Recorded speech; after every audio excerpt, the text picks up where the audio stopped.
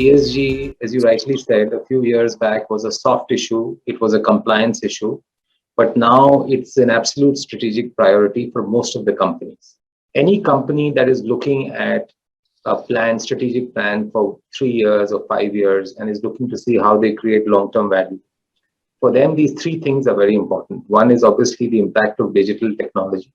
Secondly, what's happening from a nationalism, supply chain, geopolitical. And thirdly, sustainability. Most CEOs of progressive companies are saying we should be taking market leadership on this. And the reason for that is the financial markets today are disproportionately rewarding companies that are not only in talking about ESG, but actually bringing it to life. We have this new legislation, BRSR, where it is mandatory for the top 1,000 companies, but companies have to respond to almost 140 qualitative and quantitative questions around 9 pillars, and they have to certify on that. It's voluntary for 1 year, but from next year, we could engage all stakeholders that if you work on sustainability, it can enhance profitability. If we can enhance on profitability, work on profitability, it can enhance sustainability also. And there are 3 pillars of our strategy: green products, green processes, and green supply chain. And I think each one of them today have become a source of value creation. And if you just step back about a year ago, I think it was February of 2020 when we came out with our new purpose and our ambition for net zero. And then in August, we came up with our strategy, which was based on the purpose and the net zero ambition. What brought it all together was what we call AIMS. For us, it is imperative that the world, it starts from scrapyard. Where your rags are there, where your plastics are there. Imagine that plastic waste finds its way back into the packaging as a chip. Imagine the rugs that are made out of man-made fiber can be recycled and the fuel can be generated out of it. Waterless dyeing in your processes. I think these are the important aspects. Not just the energy environment, but also the way in which we all are responsible corporate citizens working in the communities that are around us.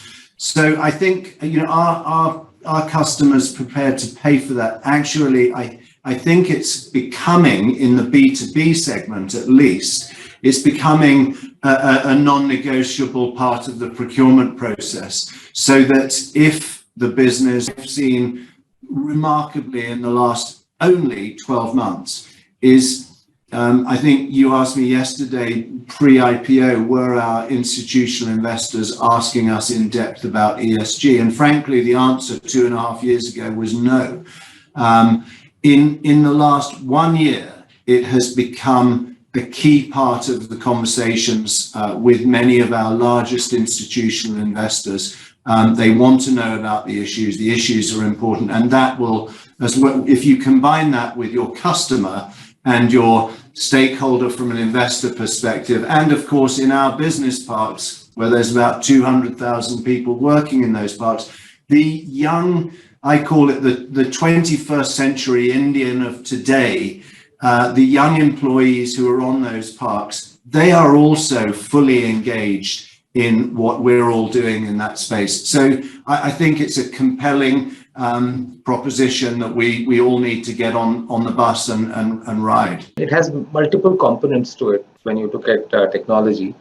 First is to achieve sustainability, at least from our environmental from an environmental standpoint.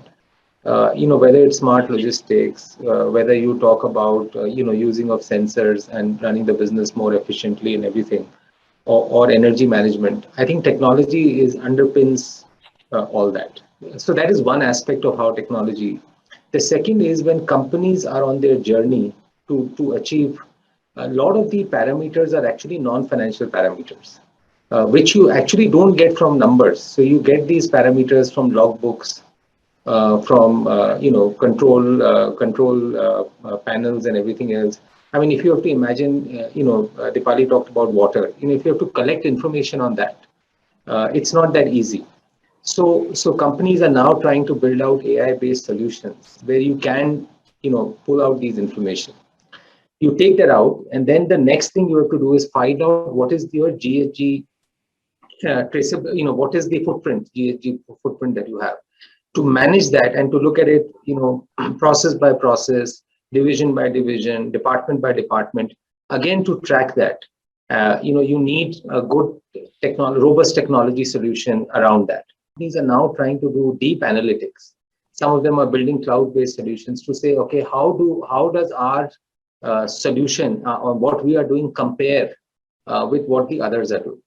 So there also, the analytical comparisons, what companies are doing, how they are measuring this, how they're comparing them with the others, what's their maturity assessment. There also one is seeing technology. So technology is one of the main reasons why sustainability is going to accelerate, why it becomes a much stronger commercial proposition as compared to where it was earlier, is because of what technology enables it to do. But I would say technology is one of the enabler. But the most important for ESG, which we have seen its implementation, is the mindset and the vision. So with this mindset and vision, I think we have been able to visualize technology not of today, but of tomorrow.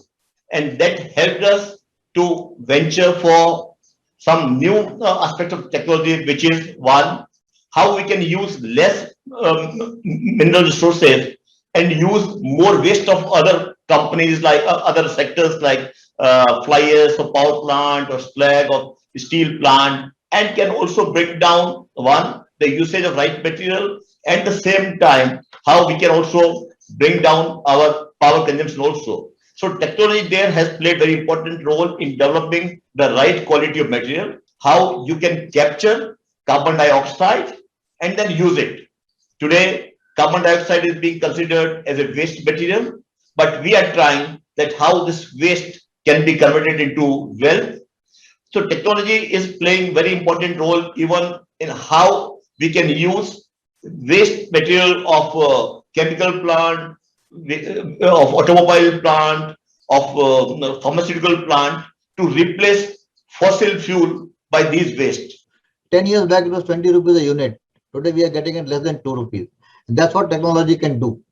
And I think, and that is how the ESG is driving a new way of doing business, new way of thinking. What circularity, another area where I think the waste of one industry becomes raw material in another industry. So I think what is required now for technology is look across industries. So far, we have been looking among our own four walls of the industry. And what we have done in solar has to be done in case of hydrogen. Today, hydrogen is $8 a kg. We have to bring the price to less than $1 a kg. And that is what the next phase of technology has to happen. And I believe once you look across the world, so what will happen? Technology follows from scale. So we will have to look for a solution cross-border. We will have to integrate the demand of the entire world and then start working on a technology. So it will require a collaboration way beyond the geography. It won't be limited to an industry or to a country.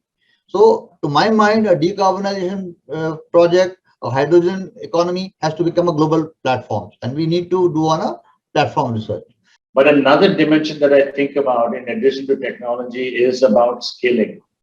Because one of the key areas that we need to think about as we transition and as things are changing and with digitization taking over, Rajiv talked about how, you're getting more and more digitally savvy and how that is going to drive energy efficiency. That's going to drive the way we deliver solutions to customer. That's the way, customers will expect us.